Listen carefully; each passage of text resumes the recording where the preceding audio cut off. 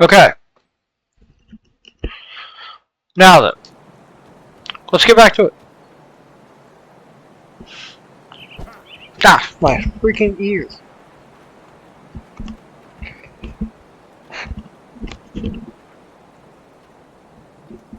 I'm telling you, I don't know what that's about.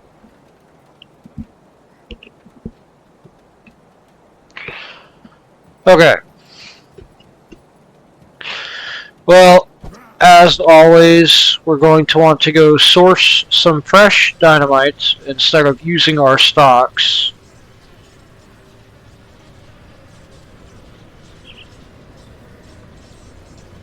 So let's go use the Cronley's hideout rift, and then promptly exit Cronley's hideout. Yeah, okay, that is the exit.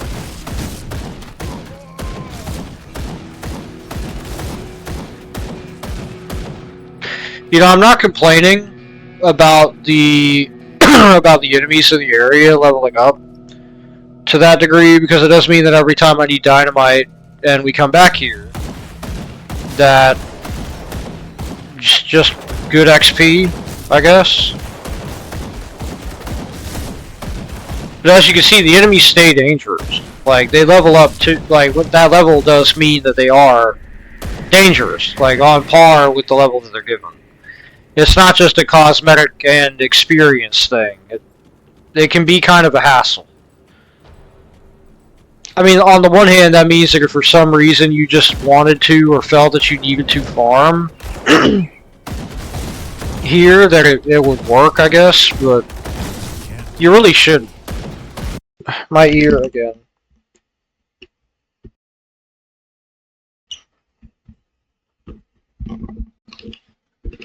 But you really shouldn't. You should try to make sure that you kind of stay with the rhythm of the game. That's another reason why I like doing these recording sessions for this game in particular in long chunks, is because it means that I don't come back and have like a section of the game that may be easier actually at a lower level turn into a much more difficult stretch just by dint of being higher level than it normally would be.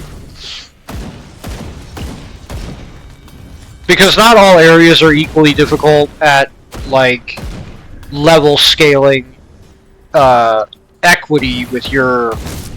Well, I'm not sure equity is the right word, but at level equality with your character. Like, just because they're on the same level doesn't mean it'll be the same difficulty throughout until you're higher level. Like, that's not how it works. Even if they're at the same level, like, level scaled to your guy, it can still be more difficult at later levels, just depending on the enemy type that you're dealing with. And your character, like, just what your build is trying to be. It can also make some places very, very difficult at higher levels. Even if it's level scaled to be appropriate for the level that you're at any given time that you go there. I'm just blowing everything up, hoping for dynamite. Because if I'm not mistaken, it can drop here, like as a drop from stuff.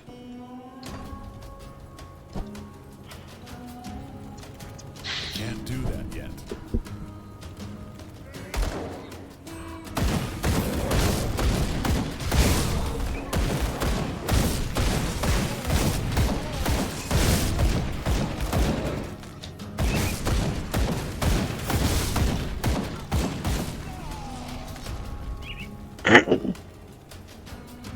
Here's hoping.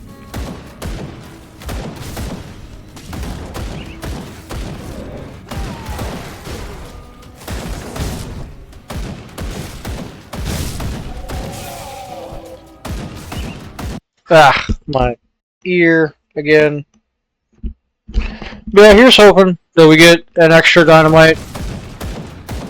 But if we don't, that's okay. It's fine.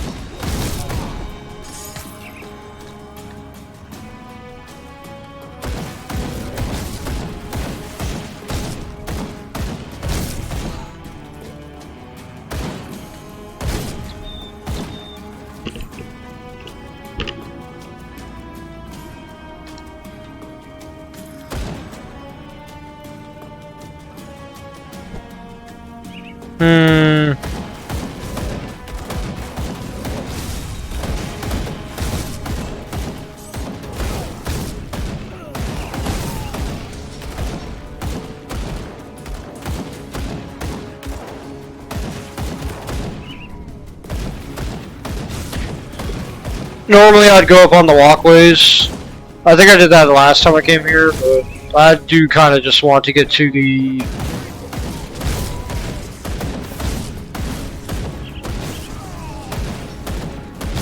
to the spot where you are most likely to get dynamite. Which I think, yeah, right here. Or I guess you just get a guaranteed one. I could have swore you used to get it dropped from just random breakables. Maybe they changed that? That stinks if they did. Like, it'd be nice if you could still get some from breakables. Well, anyway. With that out of the way, we can now return. No reason to dilly-dally. Can't do that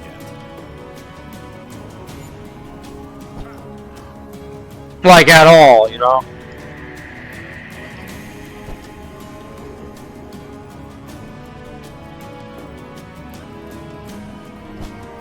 Might as well just get back to it.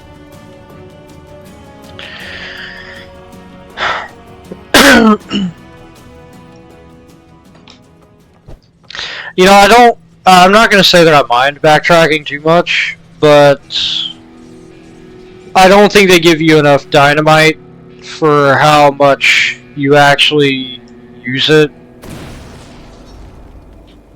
Anyway, that's the quest. It's just another loot box. It's not really that big of a deal. It's not something that I would say, for instance, that you, like, have to do. It's definitely a quest that you can go without doing. And honestly, the XP is worth more than the loot.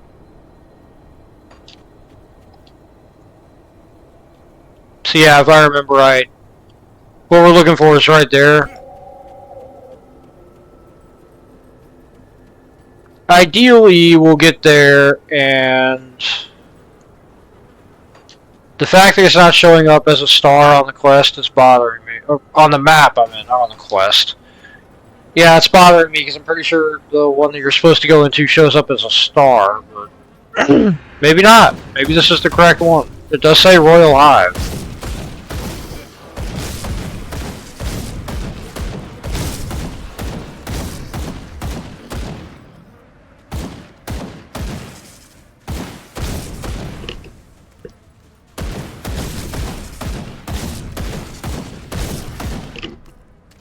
You know, you gotta wonder about the gravity and oxygen content of Cairn. Like, I'm not trying to be that guy. I know it takes place in a magical world or whatever, but I mean, think about it.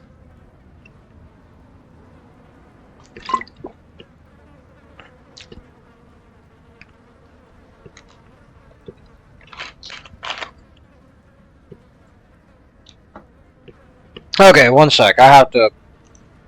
Hold on.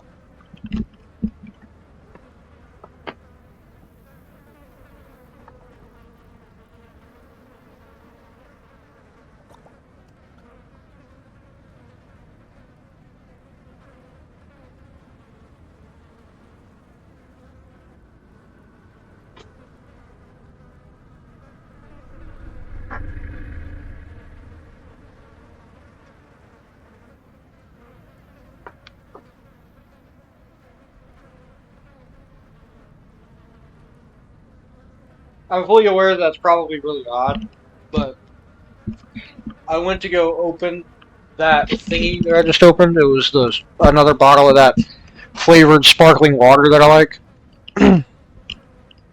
And I got a little bit of it somehow on my finger. And I didn't want to get... I know that it has no sugar in it, quote unquote, but somehow stuff like that still gets sticky. So I didn't want that on my controller, so I went and rinsed my finger off real quick. It was just like a single tiny drop of it, but still, you know how that is. I don't want that stuff on my controller. Or my keyboard.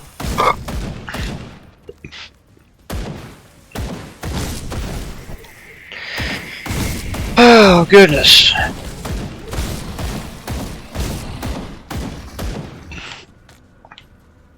I am just still drowsy from that hand. I'm telling you. It was just the wrong time of day to eat that ham, I guess. I'm ready for bed. Good grief.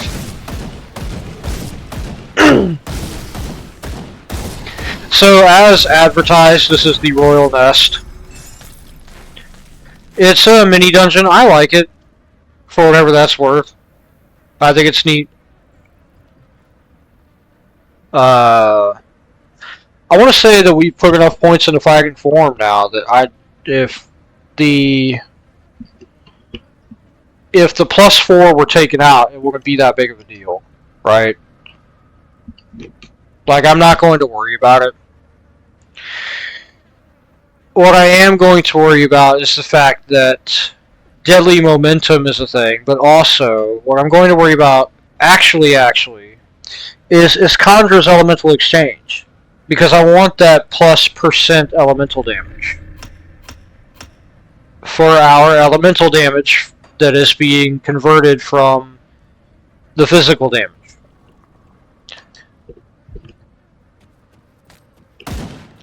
I want our elemental damage to be more.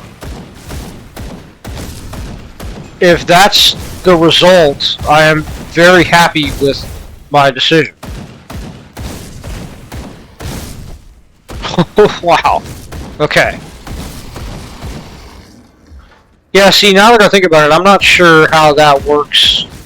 I think I covered it last time, but if you think about it, like, logically, right, the way that it should work,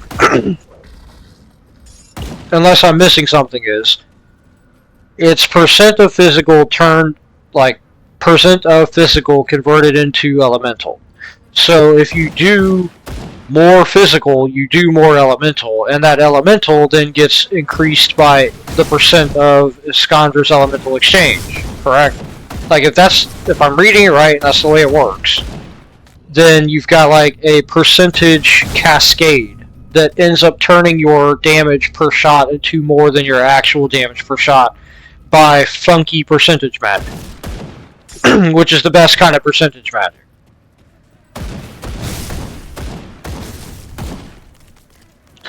Which, yeah, I mean, I get the whole split damage is bad thing. Well, look, I'm not going to say that I know much about how the resistances in this game pan out in the later areas of the game or in the later difficulties.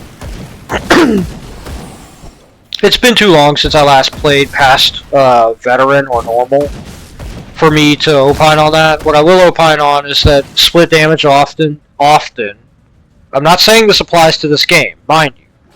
I'm just saying it often is not as bad as people think it is. Like, not as bad, right?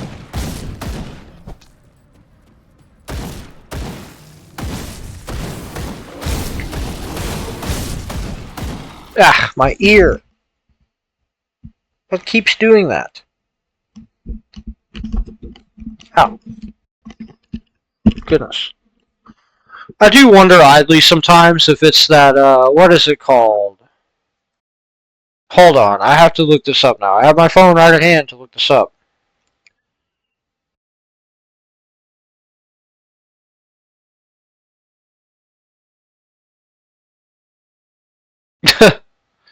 Wow. Demodex! Yes. The little, Demodex. Yeah, I have to wonder if it's Demodex somehow doing that. And if you don't know what I mean,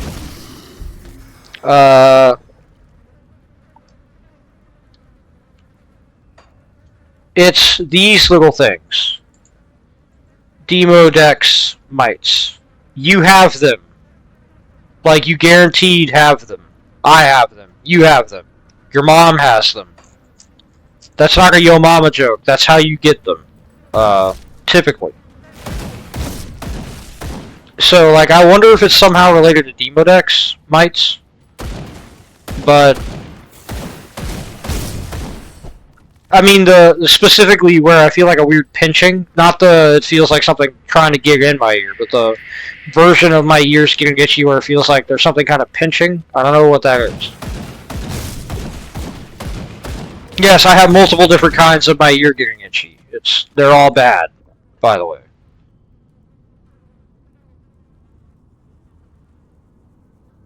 So that's the exit. That's the entrance. What's up there? Yeah. Let's go northeast. I can't do that yet. Figure out if there's anything up here or not.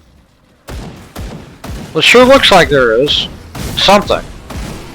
Now, the weird thing is that there's a shrine in here somewhere. I think I mentioned it in the last video, but just mentioning it now. Oh, there's a Grand Vizier. Excellent. My other ear got itchy.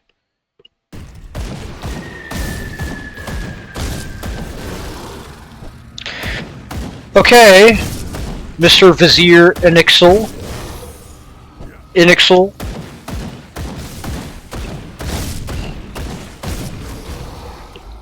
The ionized Zill. Biff. I love the description for the pheromone gland, by the way. The stench emanating from this gland is nauseating. Like it would be anything else. Like, of course it's nauseating. Plus 53 damage per second.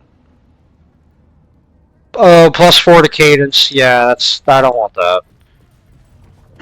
I don't care if it's a crossbow or what. I don't want that. Wasperex. Swift. Okay. He doesn't seem that swift. I don't know why my ears are so itchy tonight. I wish they weren't. Ugh.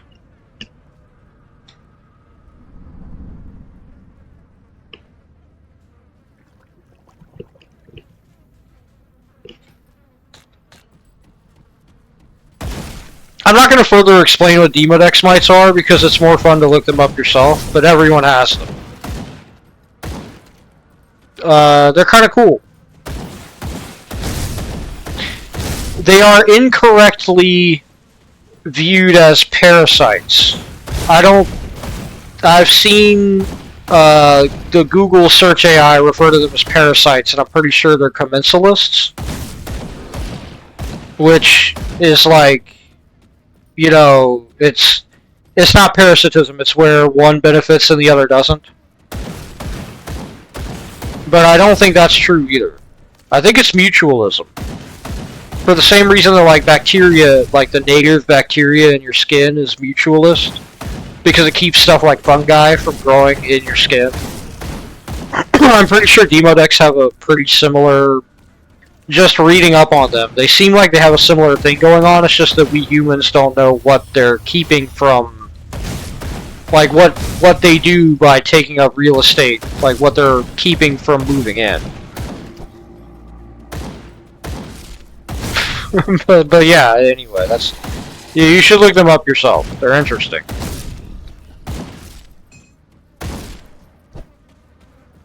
And oddly charismatic.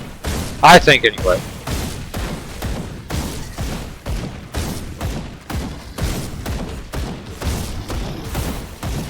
It's important to remember that as a multicellular organism, you are an environment unto yourself and an ecosystem within an ecosystem, wherever you may be. Oh, here's the other Vizier. Excellent. He seems a little more angry. Lozakal.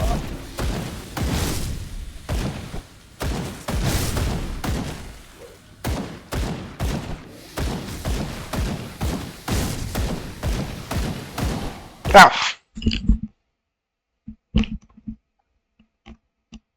Again, what the heck is that? Ugh. I'm about to take this thing off and look in it, see if there is something in it. I don't think there is. I pray there isn't. That'd be way too freaky. Look at my left headset. The left earphone of my headset has just got something peeking at me. Like, ah! That would freak me out. I'm pretty easygoing though, so it'd freak me out, but not for very long.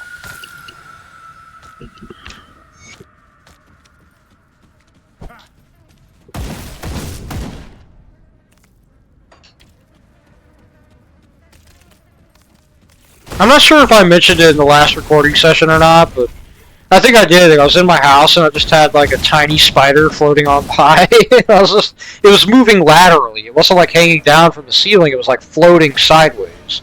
It was just kind of like, and it was like twisting and like twisting. I mean, not twisting, but like rotating. So if you were holding on to something, like imagine, like Mary Poppins with her umbrella, like slowly rotating in the air, is doing that across the room, and I'm like, what are you doing?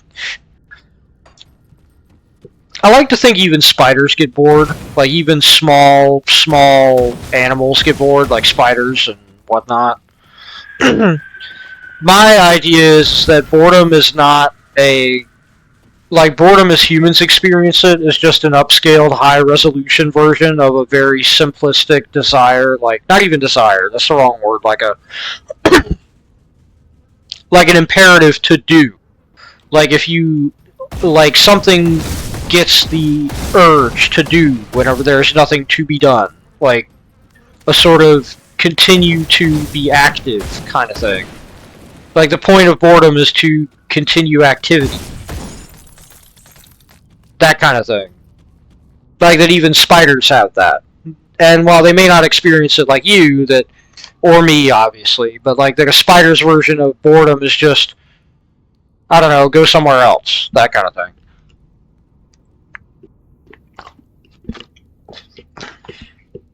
Because, I mean, think about it. A spider may be well fed in its web, but if nothing happens for long enough, it probably should move, if that makes sense. It'd be like if you went out fishing. Because if you think about it, a spider is just kind of, like a spider that builds a web is just kind of fishing, right? It's just like air fishing. Don't at me on that. I'm just saying. I'm not. Look, I'm just saying. There's a resemblance there. Okay. Like, don't come after me with that. But like, say that you went fishing, and yeah, maybe you're well fed. Like, maybe you did eat well enough that you're not gonna like starve if you go 4 days without catching anything. But if you go 4 days without catching anything, maybe you should go somewhere else. Right? It's that kind of thing. Like boredom being hey, nothing's happening. That's probably a bad thing. You should make things happen. Kind of impetus. Right? I like to think that happens, and I'd like to think that that's essentially what that little spider was doing, just floating around like a like just a complete, I don't know.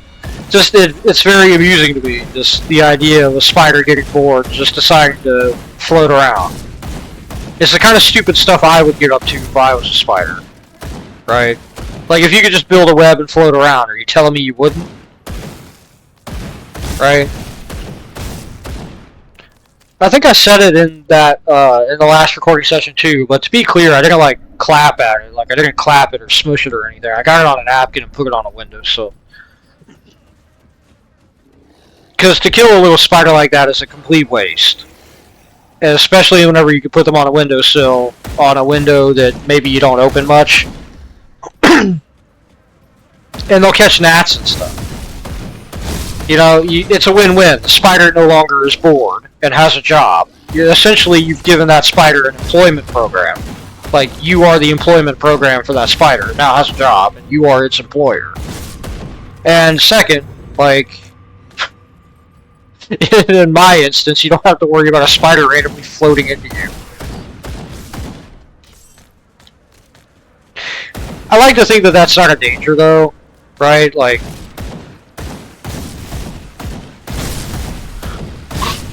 people don't really give anything enough credit. People want to believe that, you know, and I've even seen this on YouTube comment sections for stuff like spiders and whatnot, like, oh, it's just instinct. That thing has no interiority, it's just instinct. It's like, well, you know, that's not really true. If it had no interiority, it wouldn't be capable of processing anything. That's kind of the problem there. So you have to have some measure of interiority to be able to process stuff. If you have literally zero interiority, you're not really even receiving anything. That's not really even like a philosophical statement either. It's just kind of a, if you think about it long enough, it doesn't make sense to say that, say, a spider has no decision-making skills. It's like, well, it makes decisions, it just isn't. The thing that I like to compare it to is like resolutions, right, on a video, or resolutions on music. Like the music equivalent of a resolution like hertz or whatever. Or picture. That these things may not have interiority like you or I, but that doesn't negate it entirely. That doesn't negate it utterly. That's like saying that because someone has... That's like confusing someone being legally blind with someone being totally blind, if that makes sense. Like, you can be legally blind without being literally zero sight capacity blind, which is something that kind of, I think, escapes the notice of some people. That you don't, like, that legal blindness is not the same as total, absolute darkness blindness, right? And it's the same idea there, where you're not talking about a total, complete, and utter lack of interiority. It's more like a simpler thing. Literally. Like, it's just a simpler thing.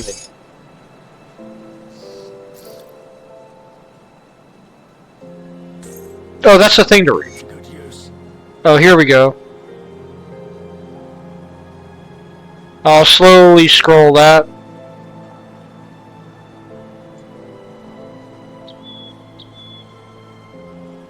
Okay, there you go.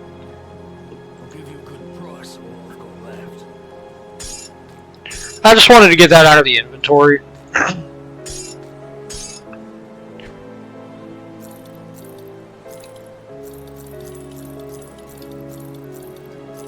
Now, I mean, one reason why people do want to deny any kind of interiority whatsoever to stuff like that, I get it. Because there are some people who get really unreasonable about it and then want to go like, oh, well, if they have interiority, then you must treat them like... It's like, no, they're not people. Stop. Like, that's not how that works. You should not care as much about a spider as you do a human life. You should not care about any kind of life as much as you care about a human life. That's absurd. Like, human primacy is logical. You should not care about any other form of life over a human, assuming that you do not know that human's backstory. Like, if you come across two animals on a cliff, hanging off the edge of a cliff, one is a human, whom you know nothing about, and the other is any other animal, from an elephant to a gibbon to a crane somehow. Like, it could be any animal other than a human. Like, if you have to choose between those and you know nothing about the human who's hanging on for dear life, every single time you should save that human. And if you would say otherwise, like, you've got a problem. I'm just saying. I feel completely comfortable saying that. Like, if you take umbrage with that, you really need to look within yourself, because that's kind of messed up, you know? And you know, on from that, like, I personally don't like killing even an ant. You know, I try to make sure I don't step on pill bugs in my driveway. I have, in fact, when driving around, like, slowed down so that I didn't hit a butterfly that was flying across the road, or a dragonfly, stuff like that. But that doesn't mean that you should be unreasonable about it, right? And just, it's like people think that if you acknowledge interiority of stuff on down the chain of creation, that suddenly brings up some kind of ethical quandary, and I just don't think it does. You know, like, you should still try to be nice, but within reason. That skill's not ready. Anyway, this is the challenge area where the devotion shrine is. And it's full of angry buttholes who do a lot of damage. This is where those Trog blood mages come in with their incredibly damaging ranged attacks.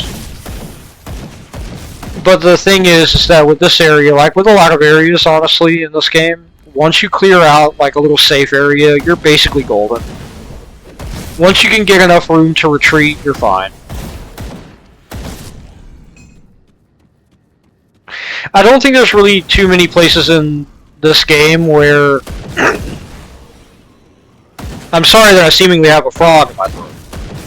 I don't think there's too many areas in this game where once you clear out like a safe area that you're going to have much trouble, as long as you're willing to sort of do the ebb and flow of combat where you retreat and then come back, retreat, come back, position, reposition, all that.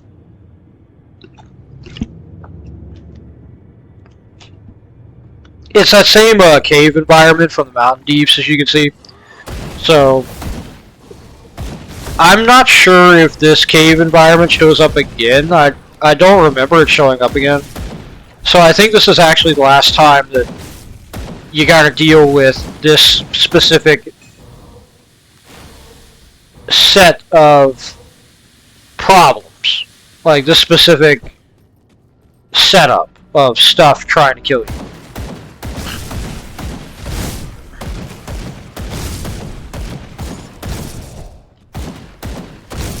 Wow, this guy has 260,000 health. Excellent.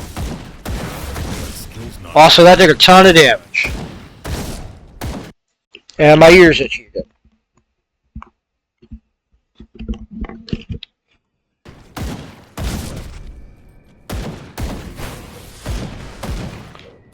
Oh, the thing that I was getting at with the whole, like, you know, interiority thing is that, yeah, it kind of makes a lot of stuff make sense whenever you consider that there is some measure of, when you allow for and humor the idea of, like, some measure of interiority, even if it's simplistic. So, you know, you don't have to, the legally blind thing, right, versus totally blind thing.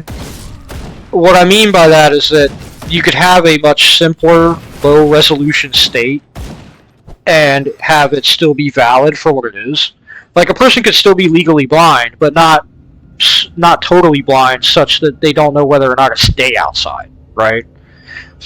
That kind of thing. Like, there are people who are legally blind who, it's not like they can't see simple shapes, or tell between light and dark, that kind of thing. And I like to think it's the same kind of thing with interiority and emotive impulse and stuff like that, that you don't necessarily need to be able to to feel the emotions that, say, a particularly moving story evokes in the human mind to be capable of being bored. Case in point, dogs get bored. Like, really dumb dogs get bored. And it follows that if a simpler state can be achieved in a much simpler mind, then that could scale downward, right? Sorry, I'm just getting some more water to hopefully get this frog out of my throat for once and for good.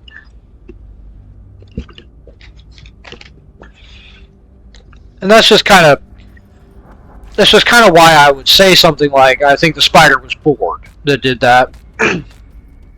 It's because that's kind of how I like to look at things.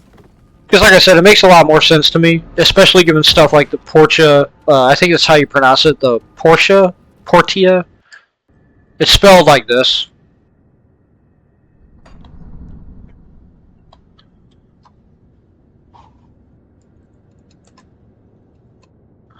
The Portia jumping spider, like the stuff those little guys are capable of, is outstanding. And really, you can look up stuff like how bumblebees can cooperate to solve complex puzzles, stuff like that. Ants, oh my goodness, ants. Like, yeah.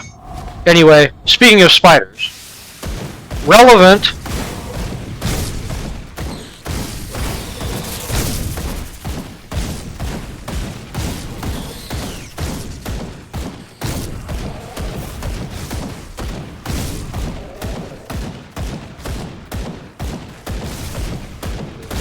Just focusing to make sure that if my health gets too low, I know to press the button immediately like that. Okay.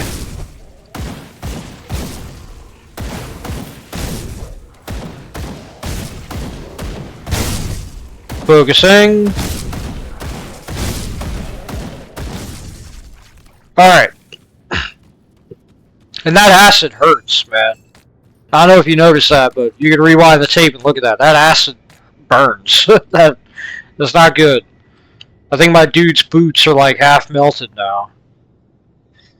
Now, obviously, I want the plus 50% to all damage. I think the attack damage converted to health is good, though. I'll go with the 50% to all damage for now. Anyway, that's the devotion shrine here taken care of.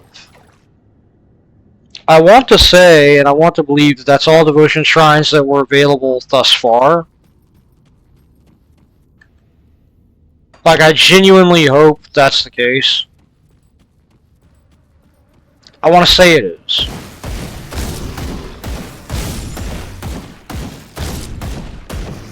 I don't think I've missed it. Yet.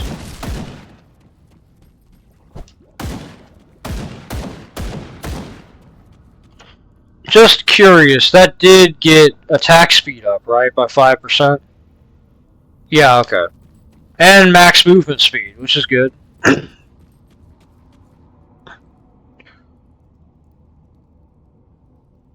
Well,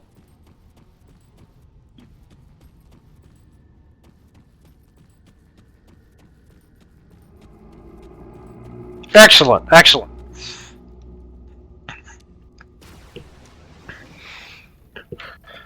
Now then, we are about to take the fight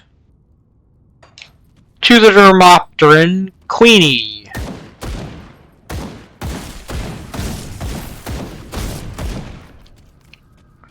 She has like a name that starts with a Z or something like that, if I remember correctly.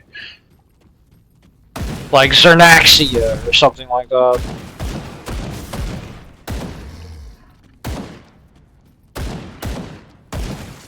Anyway, let's just clear these out for completion's sake.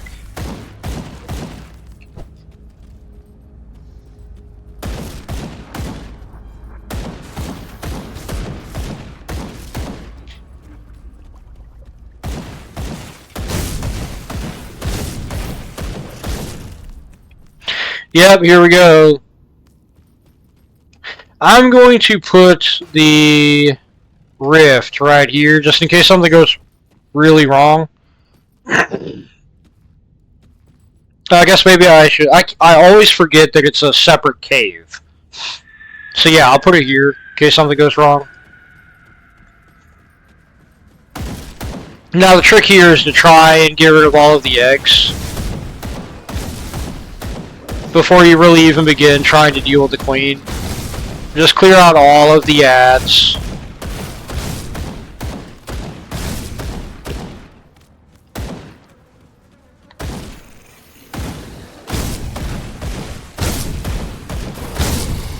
Yeah, I tried to like dash around the corner, that didn't work.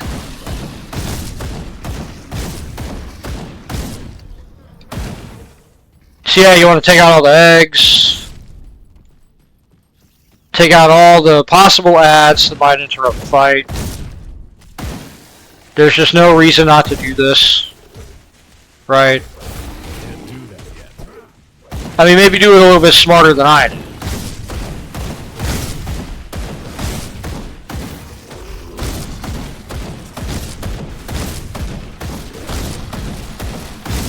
Yeah, I almost ate the big one there, but...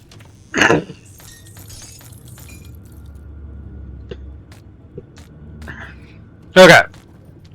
Yeah, there's Queenie. Ravna. Yeah, Ravna. That's it.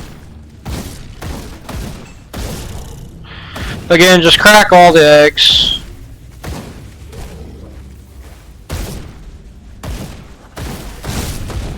I wanted to make the Metal Gear Rising Revengeance Senator Armstrong reference there. But this is definitely the wrong kind of egg. If you made an omelet with these eggs, it would probably taste terrible. And also, given the contents of these bugs, it would probably melt through your skull. You probably wouldn't want to try to eat any of these things, honestly. Now, this is another boss wherein she summons all the things, and you have to deal with a bunch of ads. Which makes sense. Like, I'm not going to complain too much because it is a eusocial insect queen. It'd be damned if that wasn't the gimmick. Like, thematically, it makes perfect sense. I can't knock that.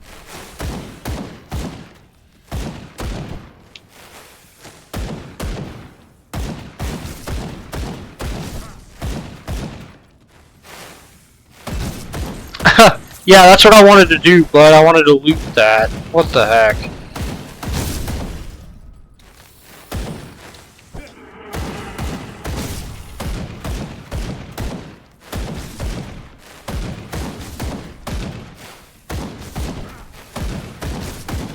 Just trying my best to just get as many licks in as possible, where possible, between waves of spawns.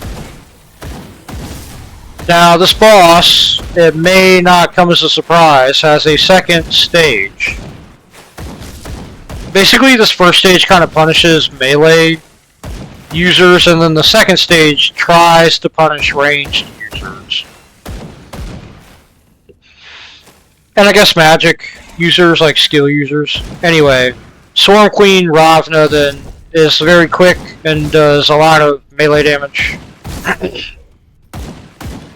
As you can see, but you can just move out of the way.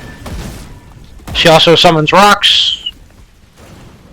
I guess technically it's like a cave-in, not summoning rocks, but you get the idea.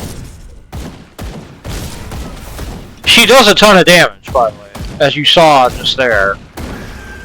Like, I'm not dodging because I'm, you know, worried about a little tap on the head. She's going for the kill. And she attacks really quick. But again, as a range user, you could just bait and dodge. Like, bait, dodge, attack.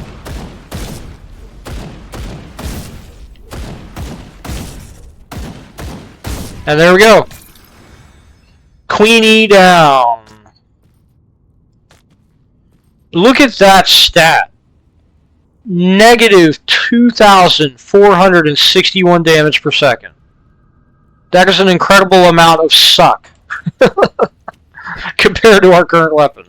Also, ew. Ew. Just ew. Yeah.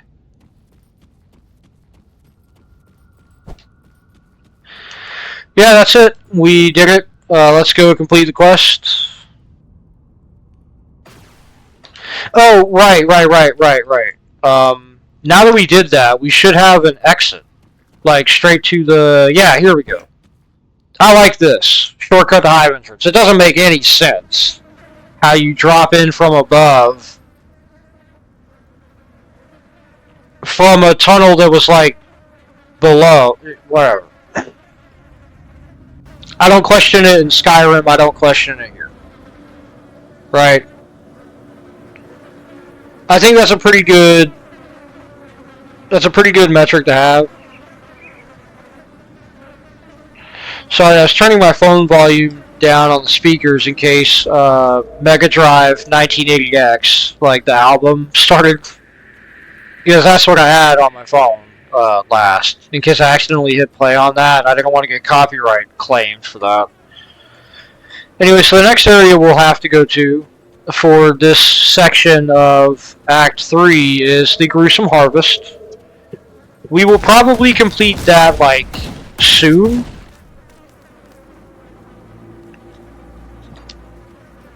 Yeah. I mean, honestly, we could complete that right now, but I kind of want to go ahead and sell this loot. Ah, my ear.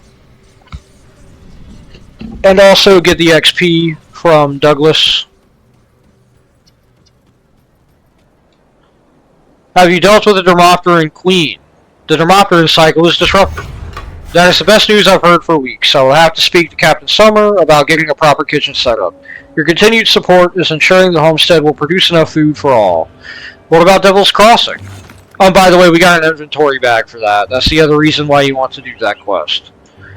You've done much to help get us our fields back in order, but I can't spare anything until my people have had more time to grow a fresh crop.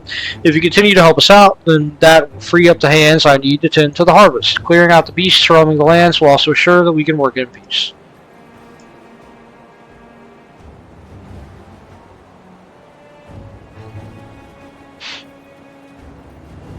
So he has an additional quest at plus 5,900 reputation. Okay. Well, anyway, I want to sell, like I said, the other stuff, so... Yeah, you see, we've got the extra inventory bag now. Slap that there.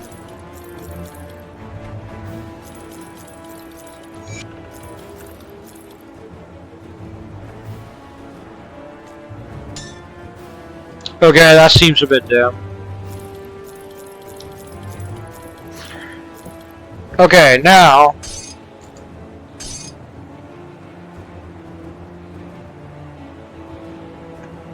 Put it to good use. I kind of want to just go ahead and take out the gruesome harvest and then call this a session. It's going to run a little long, but it's not going to be that long. The gruesome harvest doesn't take that long. That's kind of the thing with this section of the game. You're kind of just dealing with first this... I'm not really sure how else to put it. Like this sort of mini area, this... it's like a dungeon and a half. Because you've got the Dermopteran Hive, and then you've got the Gruesome Harvest, which serves almost as an overland dungeon.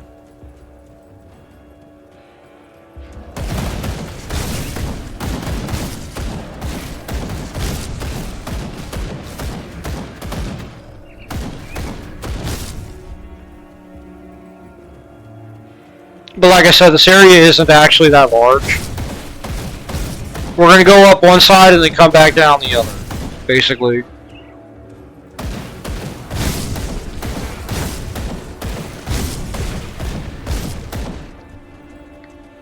Just plow right on through here. No pun intended. With the, that wasn't a farming pun, people, I promise. That wasn't some kind of weird farming pun. You know, plow, get it.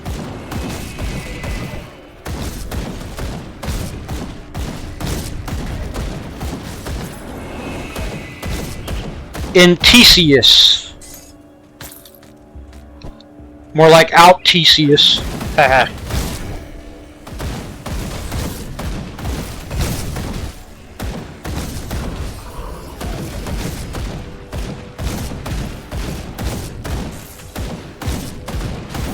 Sulcar, the storm something or other. I like the names of some of the hero units, but you know. Can I get through here? I guess not from this angle, huh? Wow, alright.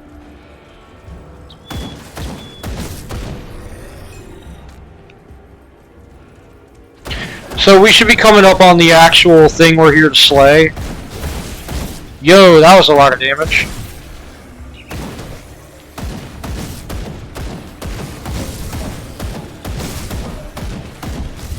Oh, goodness. Wow. Talk about an unexpected dip.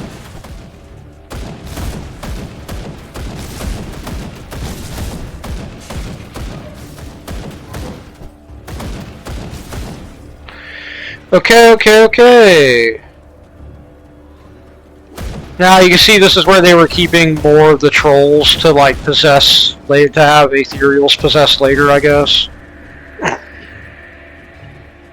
I guess they prefer their trolls fresh. Anyway. I mean, they're still trolls, they're still hostile, they're still abominable, so... might as well just off them.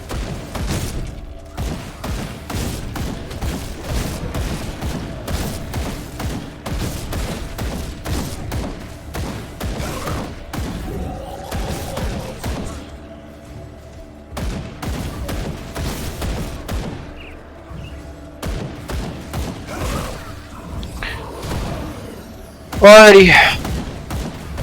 Like I said, I think we're almost there, if you'd believe it. Aether Blaze, huh? Guy's kind of living up to his name.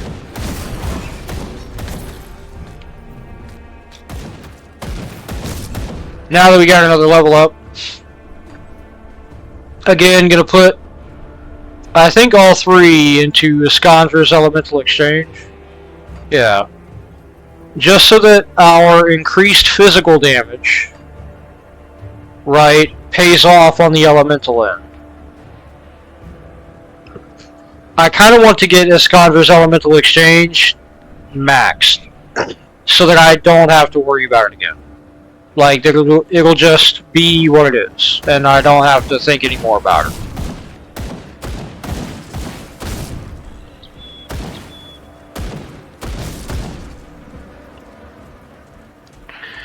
But yes, here we go. This is the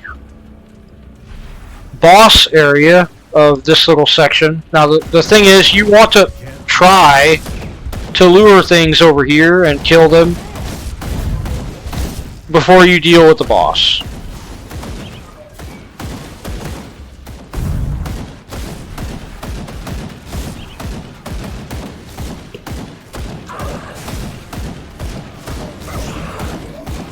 Corputia, huh?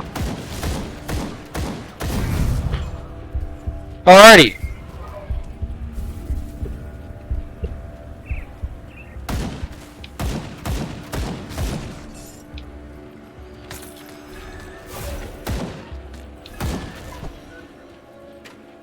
Okay, let's get back in there. Destroy these, obviously.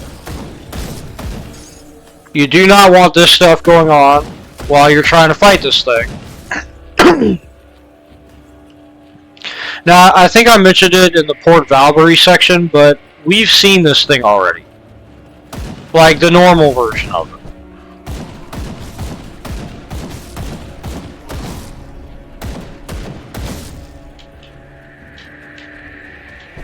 As usual, you just want to bait attacks.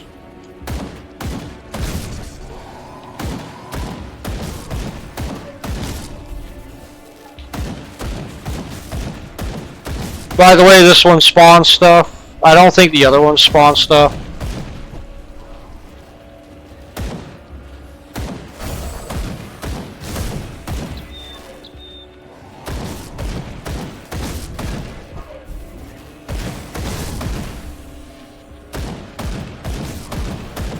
Now, if we just don't get hit by those spike attacks, the Aether spike attacks, or his overhead melee attacks, we should be fine.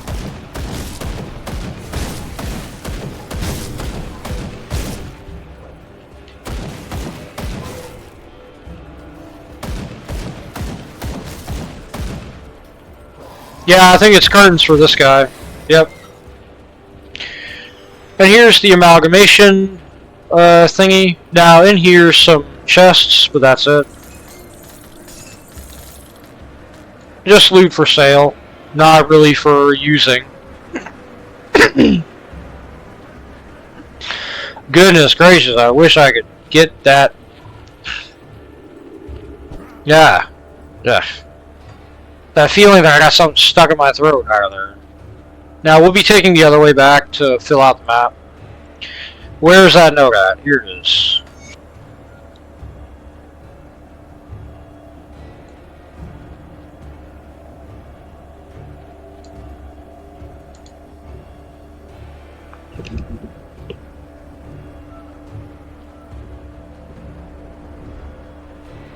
Yeah, here we go.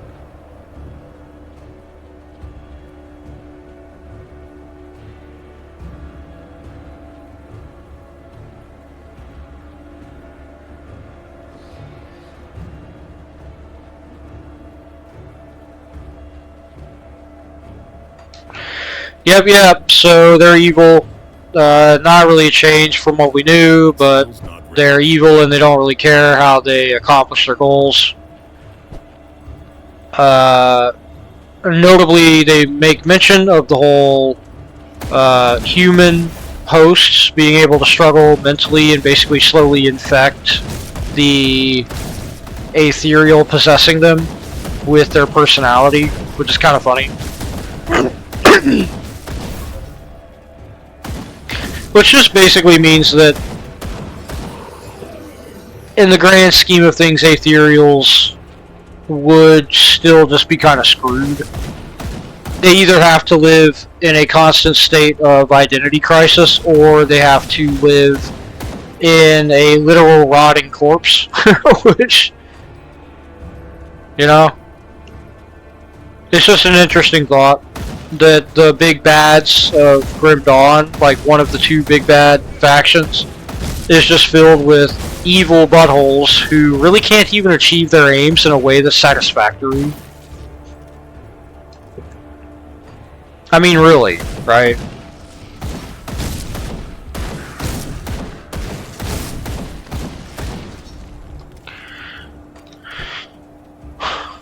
Hey, I mean, you know, being evil don't pay.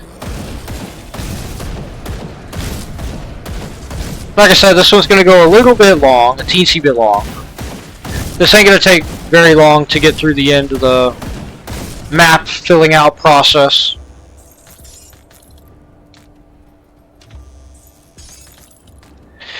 I'm going to try to fill out the map as much as possible, but again, there may be places where I just go, because they're just too long, or like they're just too wide, or whatever. Like, too much to cover for no actual gain, kind of thing. Yeah. I can't do that yet. Alright, just gotta get this little patch, and we're good.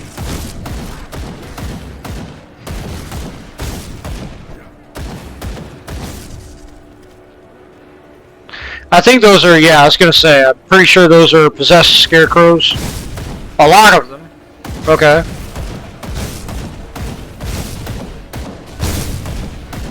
Wow. Okay.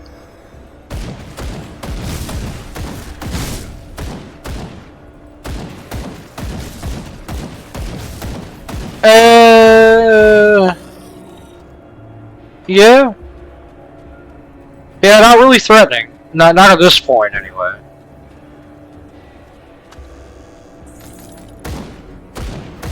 Good XP, I guess. Ish.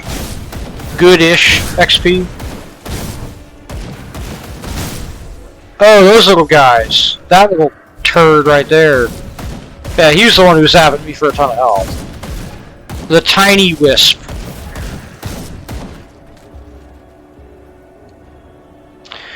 So yeah, that's the map. Now look at how big this area is. Like that's Homestead. The area up there is closed off. That's the conflagration that you have to go through to get to Valbury and to get the cannons. But this is all... This is its own cut-off area too. Like, this is like a cul-de-sac of sorts. Kind of wild, isn't it? I love the map design of Act 3. I gotta say, I love it. Like, it's really cool.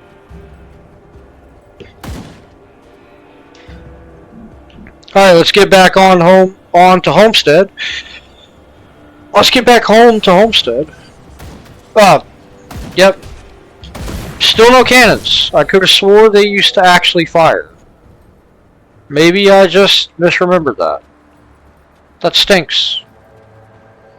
Anyway, what else stinks is that this person's going to ask us to choose between two There factions. was much commotion reported in the area around the gruesome harvest. I trust you have good news? The abomination has been destroyed. I see your reputation is well earned. The Legion thanks you for your service to the Emperor. With the ethereal threat crippled, we can now turn our attention to the cult of Katan. I'm eager to get started. My scouts have reported back from the lands to the north. The situation is far worse than I ever imagined. The cult of Katan is on our doorstep and in great numbers. Worse still, they've been capturing farmers, travelers, even my own soldiers, and using them for their blood rituals. We cannot risk the cult bolstering their forces with chthonic beings. I need you to venture out beyond Sorrow's Bastion to the north and search their camps. Rescue any survivors before the cultists can use them as sacrifices. What can I expect out there? Terrors from the void. Crazed humans hell-bent on harvesting your blood for their heathen god. Unspeakable dark rituals. The cult of Katan is a despicable group of degenerates that needs to be wiped out. I would not ask this of you if I did not think you capable. Will you stop the sacrifices? I will rescue the prisoners.